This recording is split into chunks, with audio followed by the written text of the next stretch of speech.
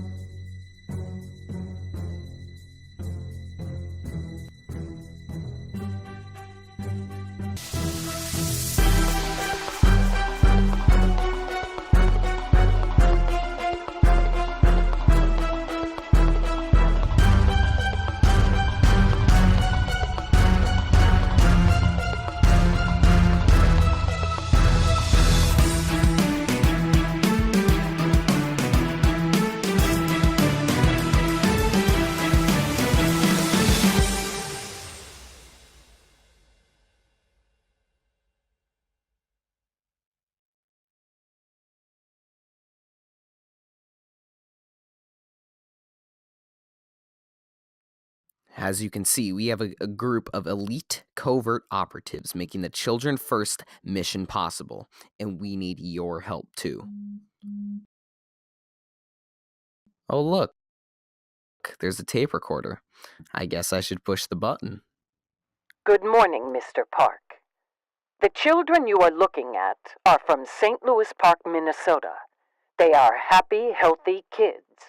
But this trajectory will only continue with the implementation of the ultimate weapon, developmental assets.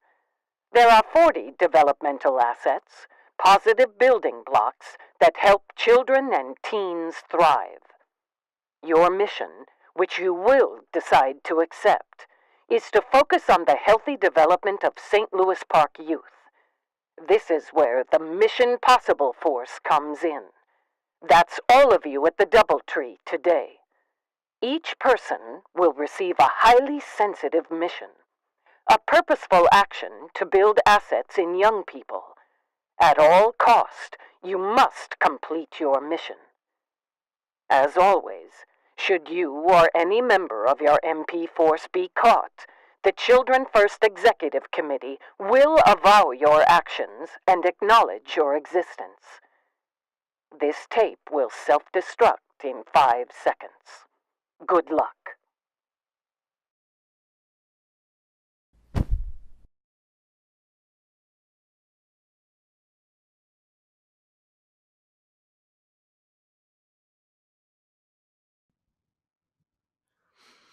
Table host, please distribute a top secret packet to each of the operatives you recruited to join you this morning. Open your envelope and feel free to share your mission with the other operatives at your table. Now please, enjoy your breakfast.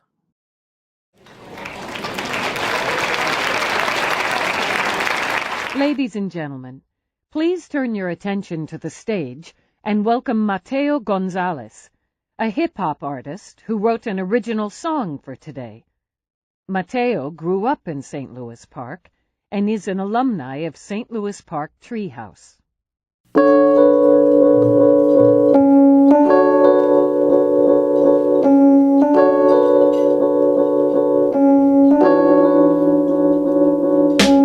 Easy pushing words, but a plan without an action is a thought that never happened, like a nuclear reaction explodes.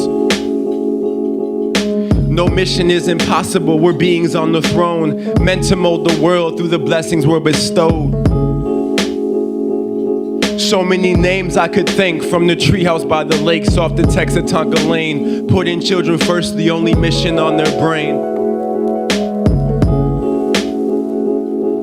By the power of God, I'll remain above the odds, and I'm patient by choice. He gave me vision through the fog, speaking my voice, an extension of his hand. Credit to the man, controlling all the plans, and placing fallen angels in the form of Greg and Sam. Heard he's out in Florida with his wife, I hope I see him. Betsy couldn't forget about you, I know you went a different route. Literally, I heard you went to treasure land in Timbuktu. I hope you're staying in pursuit of spreading good word, you're a token of my youth. So many names I could thank, from the treehouse by the lakes off the Texatonka Lane, putting children first, the only mission on their brain.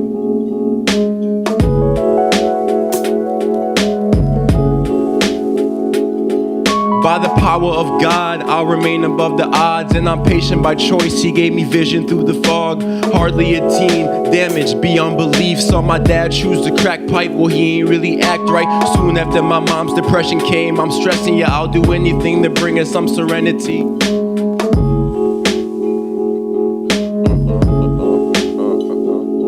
So many names I could thank, from the treehouse by the lakes off the Texatonka Lane, putting children first, the only mission on their brain. So many names I could thank, from the treehouse by the lakes off the Texatonka Lane, putting children first, the only mission on their brain.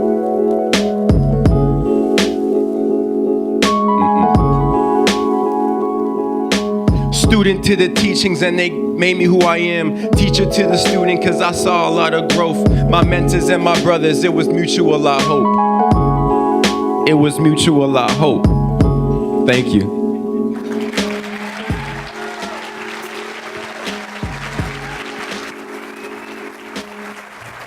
Thank you.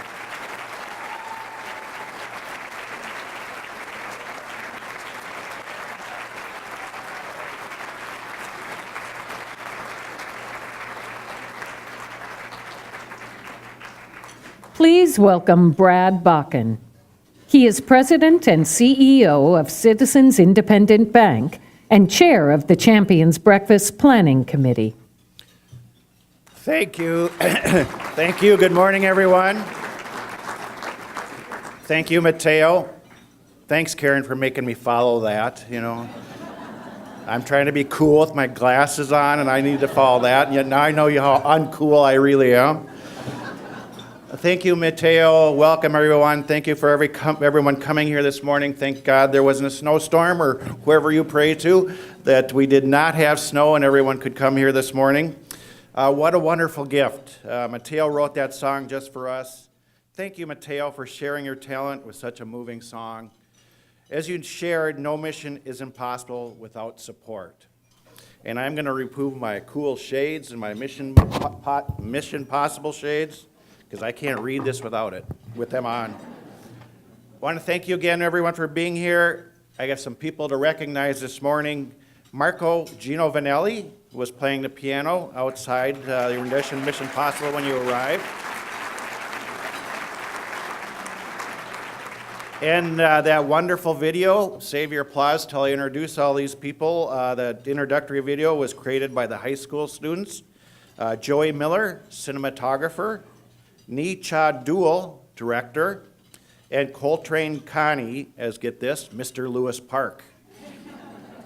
Thank you also to the children from Wayside Supportive Housing who were energetic operatives in the video as you saw them high-fiving everyone. So let's recognize them for their efforts.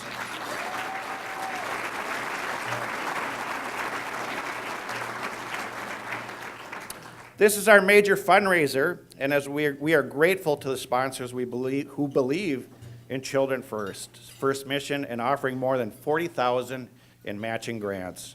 Gifts today will be matched dollar for dollar to the generosity of these people, these organizations. Please save your applause until they are all recognized, and you also see them on the screen. We'll start with Citizens Independent Bank. Woohoo. Private cheers from me. Park Nicollet Foundation. You're here somewhere, raise your hands over here. Citizens here, Park Nicollet here. St. Louis Park Community and Youth Development Fund, right out in the front here. Silver sponsors, St. Louis Park American Legion, right over here. Bronze sponsors, Foley and Mansfield. And St. Louis Park Rotary Foundation. I know there's some Rotarians in the group today. So thank you all. We have many others who make this morning possible, and they are listed in your program. So please join me in thanking all of them.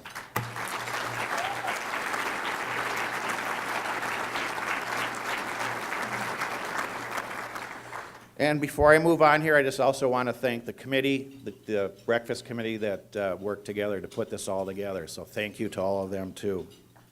Now, I would like to introduce a special guest who is with us this morning and is well known in the St. Louis Park community.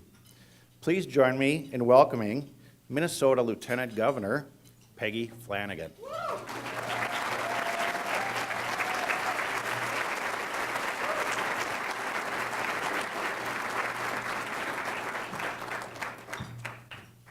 Good morning, St. Louis Park. How are you? Good. Well, I am really excited to be here this morning. This is one of my favorite events of the year. And I asked my staff, I was like, hey, the Children's First Breakfast isn't on my calendar. And they're like, you're really busy. And I was like, I live in St. Louis Park. Come on. So I'm really excited to be here. And I think I tell this story a lot, but it's worth repeating. That I grew up in this community, and my mom moved us here using a Section 8 housing voucher because she knew that if I grew up in St. Louis Park, I would have access to incredible schools, a really stable and loving community, and an opportunity to thrive. And I think that I turned out okay.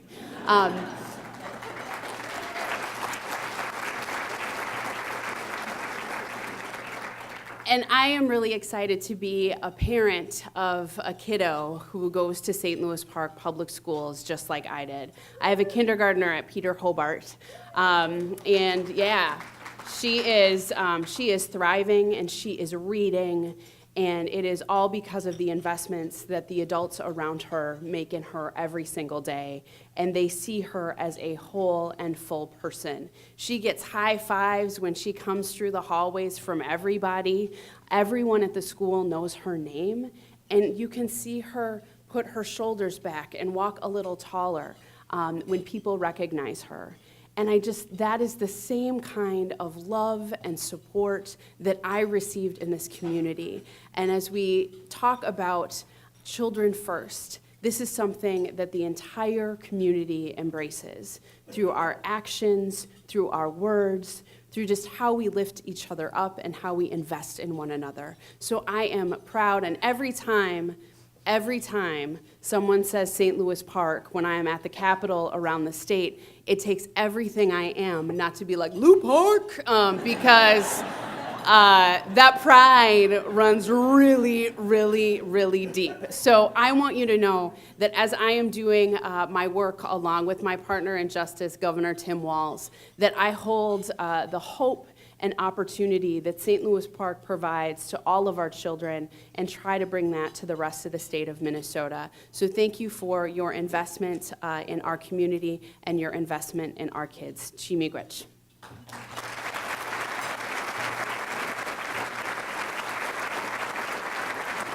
Now please welcome Karen Atkinson, Executive Director of Children First, to learn how you can make the Children First mission part of your daily life. Me too. Peggy, thank you for being with us this morning. It came up pretty quickly, and we are so fortunate. She's been at this breakfast probably every year we've had it, but this is the first time she's been here as Lieutenant Governor. So thank you for joining us.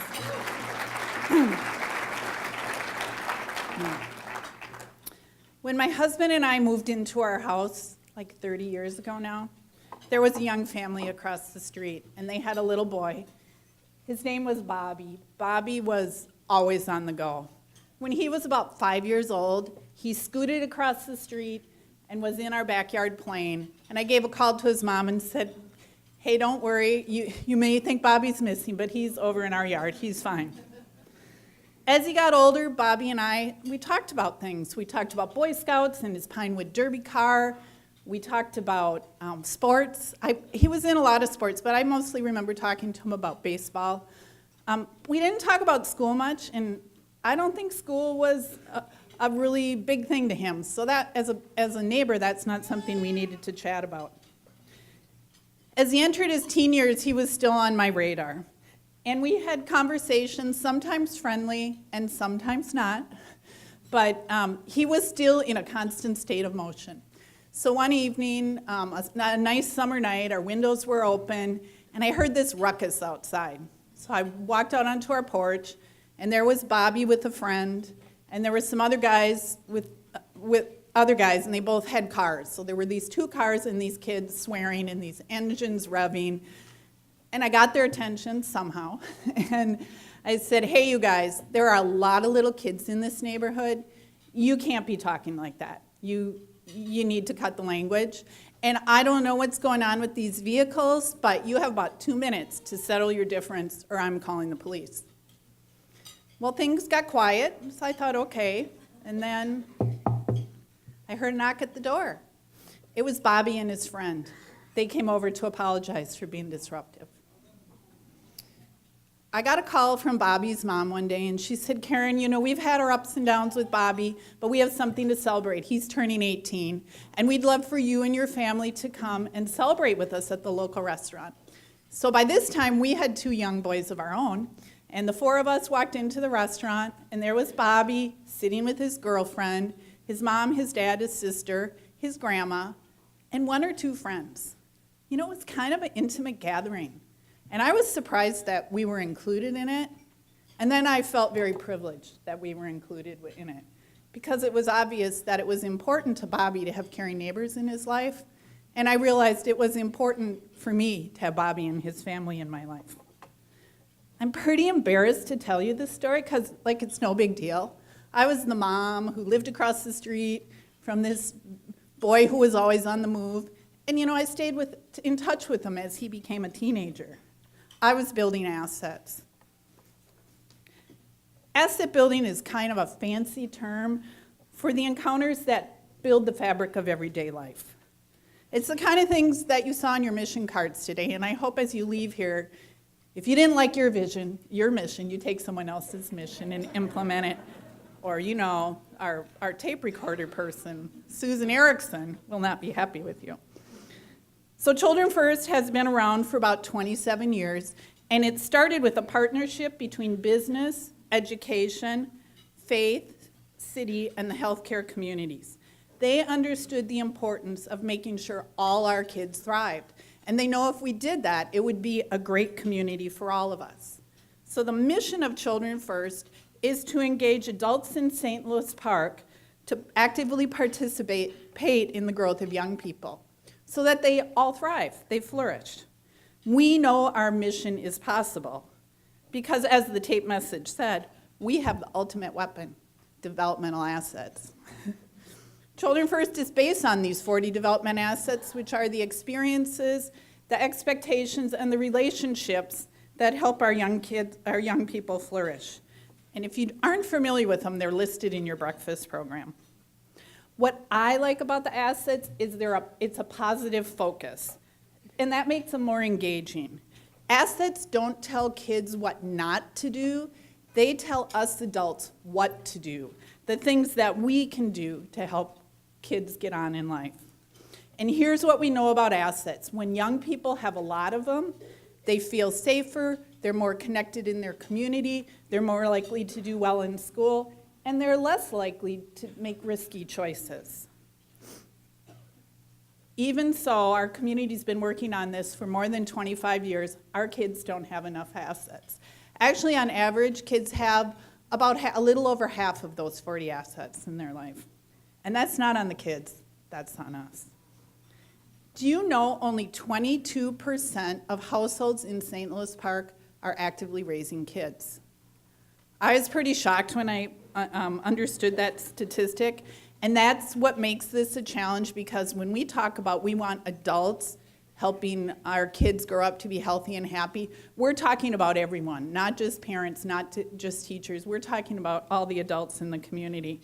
But I also know it's a challenge that we can meet because of our strong community partners and people like you that would gather at such an early hour on a March morning. And my work with adults has shown that adults of all ages, from those in their 20s to those in their 80s, are really interested in making sure kids have what they need. So I invite you to be part of this journey. And it's outlined in our brand new brochure that Six Speed created for us, and that's at your table. And the first one is what I've been talking about, to build assets in kids, to take on your mission. And the second one is to become trained as a Children First champion. We have a cadre of volunteers who have been trained from all sectors of the community, and a lot of them are wearing red ribbons if they picked them up when they came in today. And you could be wearing a red ribbon next year. The money that we raise helps keep the Children First infrastructure going. You know, we operate this on a lot of in-kind donations, but only a little over $100,000 in cash. That's really a small investment for the sake of our children. And we do this because we want what we do to be accessible to all, so that we don't charge for anything that we offer. So we offer training for our champions so that they understand the important role that adults play in the lives of kids. We recruit volunteers who devise their own plans and help spread the word in the community. We engage partners to incorporate asset building into the work that they're doing in the community, and we host community gatherings like a pretty sweet ice cream social in May where we give out Sebastian Joe's ice cream cones. We need your support to do this so we can reach everyone. So a lot of you know that Tom Friedman, who grew up in St. Louis Park, another famous alum, published a book called Thank You for Being Late. And in it, he highlighted the community he grew up in, much like Lieutenant Governor did this morning. And what he said is, what I am struck by is the number of people who want to get caught trying to make this place work. You know what? That's you, and that's me. It's all of us. Look around this room. What a powerful group we have here this morning if we put our mind to this. And you know what? We've got this. We are the people who want to get caught making sure St. Louis Park is a great place for our kids. We are the ones who can make the Children First mission possible. Thank you very much.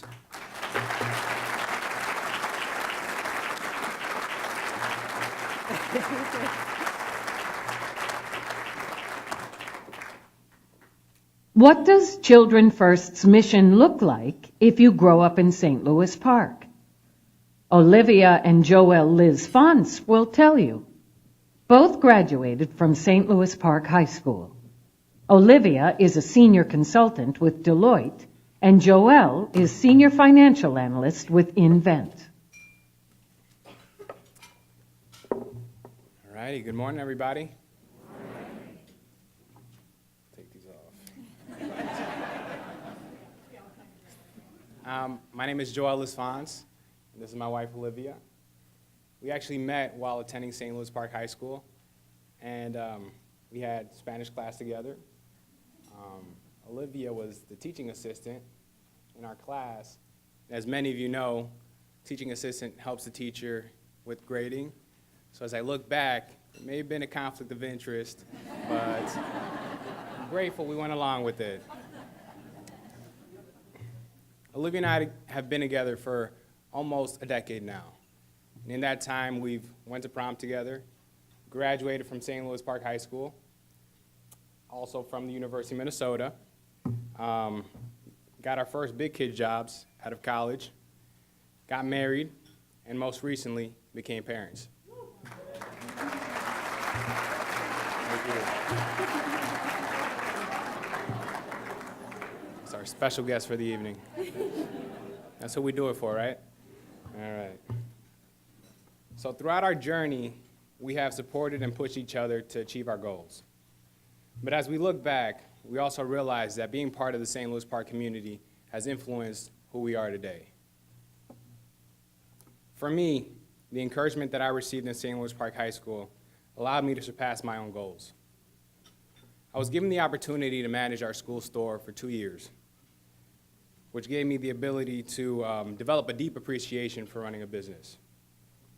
Additionally, my business class teachers, Kara Mueller, who I believe is somewhere in the room, thank you, Kara Mueller and Sophia Ross, they persuaded me to take on a leadership role within our school's business organization called DECA. Having the opportunity to immerse myself in the business world while in high school ultimately drove my decision to pursue an accounting and finance degree at the Carlson School of Management. What I experienced at St. Louis Park High School is described by Childern first as caring school climate. This was most evident to me while applying for colleges and scholarship applications my senior year. I was a member of an after-school program called College Possible. College Possible is a program that helps low-income students in their college journey, beginning with ACT preparation and college and scholarship applications during high school, all the way through to mentorship while in college. As a College Possible member, I was strongly encouraged by my College Possible coach, Rachel, to apply to colleges and scholarships which I considered out of my reach. One of these being the Gates Millennium Scholarship, which covers all college expenses. Funded by the Bill and Melinda Gates Foundation, the scholarship pays for college tuition, room and board, and books. The application required 8 essays and several recommendation letters. It didn't come easy. All right. The amount of work to complete the application was overwhelming and felt almost impossible given the timeline. And the more I learned about it, the less qualified I felt. However, after expressing my hesitation to Rachel, my College Possible coach, she assured me that I'd be a strong candidate.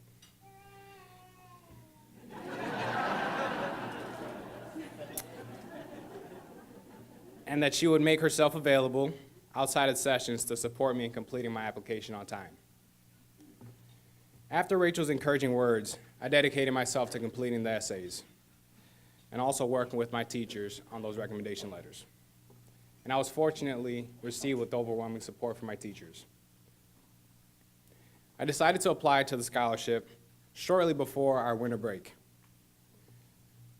During the break, I went to New York to visit family.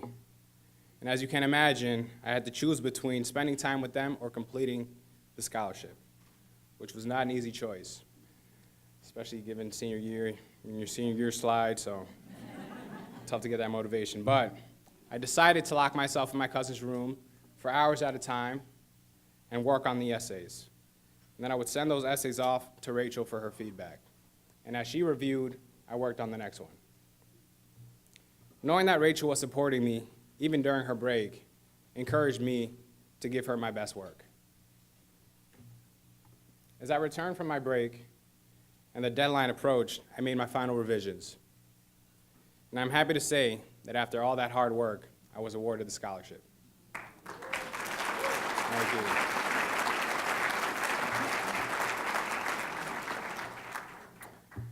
I truly believe that without St. Louis Park High School's caring school climate, this would not have been possible. And I'm grateful to the school community for their support.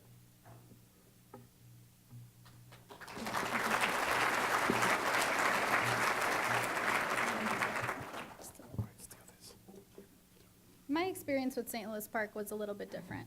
Although I had supportive teachers in school, a lot of the support I received came from an unexpected place. It was the Knollwood Caribou Coffee Shop. And before I go further, I'm not talking about my coffee addiction. I'm talking about the job that introduced me to the importance of community support. During my time at Caribou, I learned very quickly that people take their coffee very seriously.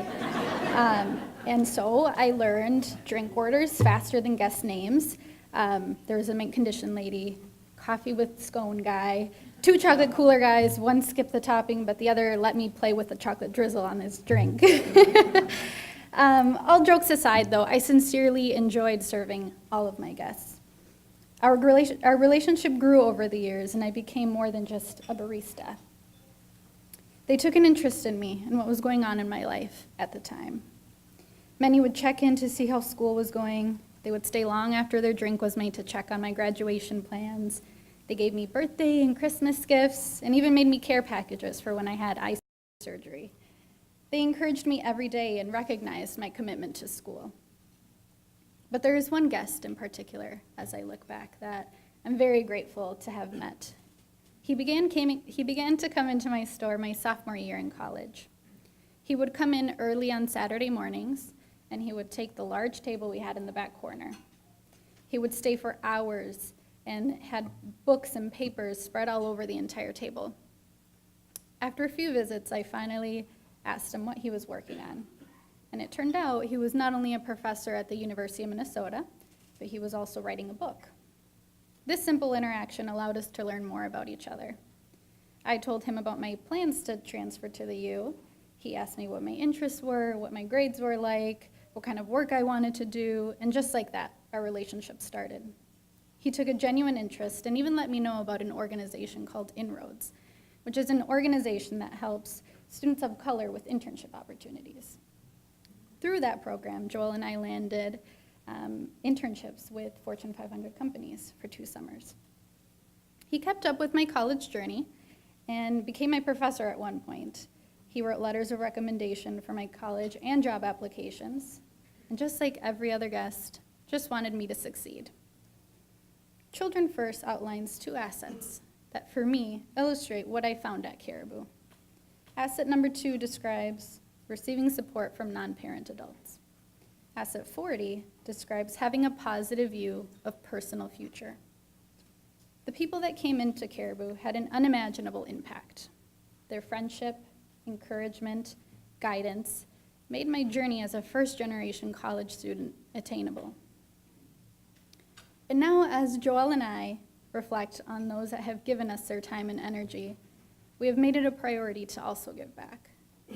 For the last few years, we've mentored college possible students through the Rotary Club in hopes that we can be that supportive adult in their lives. We also think about our new baby Alejandro.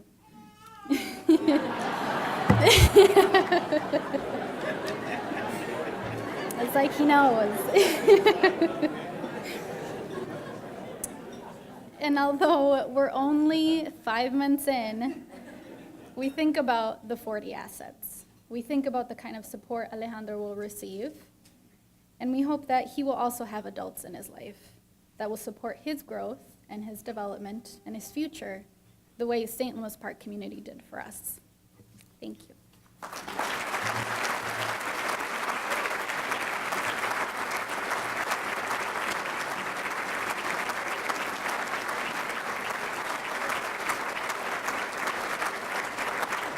Welcome our closer to the stage, Tom Harmening, City Manager of St. Louis Park and a member of the Children First Executive Committee.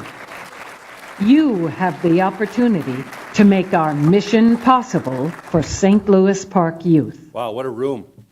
This is incredible. I'm always impressed every year with the turnout we get here and the people that attend this event. So thank you so much. I also want to thank Olivia and Joel. I'm so glad that the people who serve in our schools and those that live in our community have done so much to help influence you in a positive way so that you've been able to take a very successful path forward. And as new parents, we'll be bringing that same experience to your child who is really great at being on cue. So very, very cool. So as you heard this morning, if you're a neighbor or a coffee lover or someone who works directly with youth, you can make a difference in the lives of young people in St. Louis Park. This morning you've heard about the great work we're doing for all children in our community. We want to embrace our young people so no one is left behind. It's my job to ask for your help in making this mission possible by making a contribution to Children First. We simply cannot do it without you. There's no question about that. Your contribution helps sustain this very important work. Our goal is to raise $100,000 through all of our Children First activities this year. This breakfast is the biggest piece to that puzzle that will help us achieve that goal. And to help us, I want to repeat the special news that Brad shared earlier this morning. And that's our leadership gifts, our very generous leadership gifts. We have matching gifts of more than $40,000 from Citizens Independent Bank, the Park Nicollet Foundation, the St. Louis Park Community and Youth Development Fund, the American Legion Post 282, Foley and Mansfield, and the St. Louis Park Rotary Foundation. So table hosts, if I could have your attention, please pass out the pledge cards that are in your envelope. Those of you who gave a gift last year are receiving a personalized envelope, which will remind you of the amount you gave last year, because you might forget like me. So pass those out.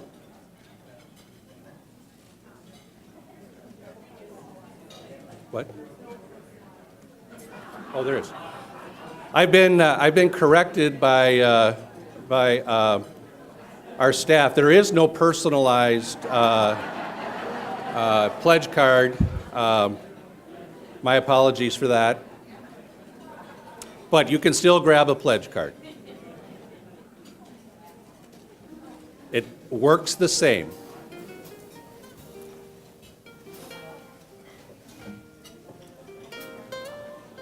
So your gifts will match any new Children First founder gift.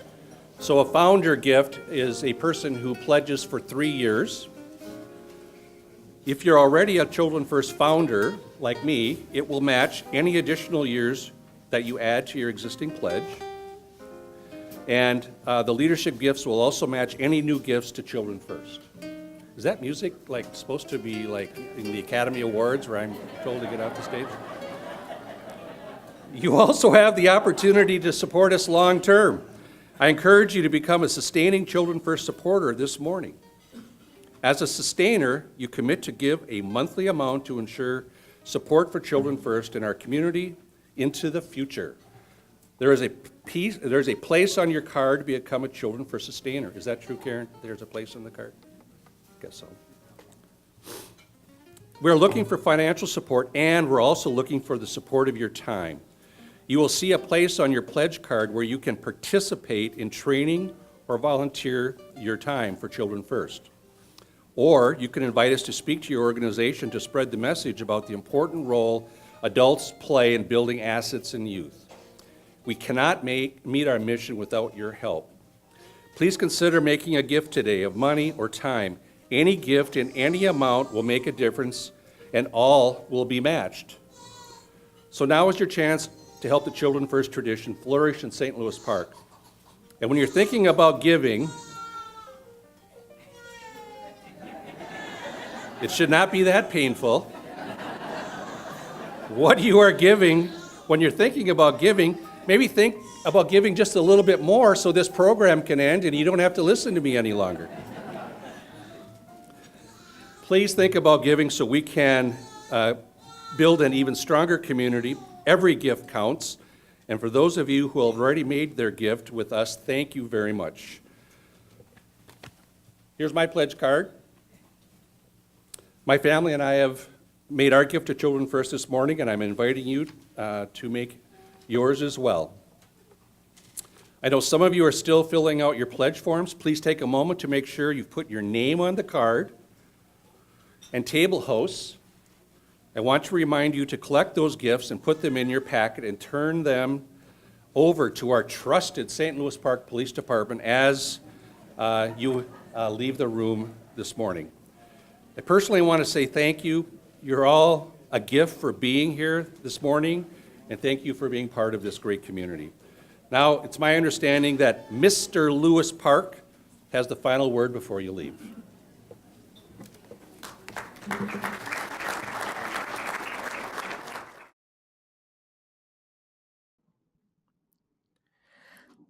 This has been a fabulous morning, thanks to all of you. We appreciate your commitment to the St. Louis Park kids.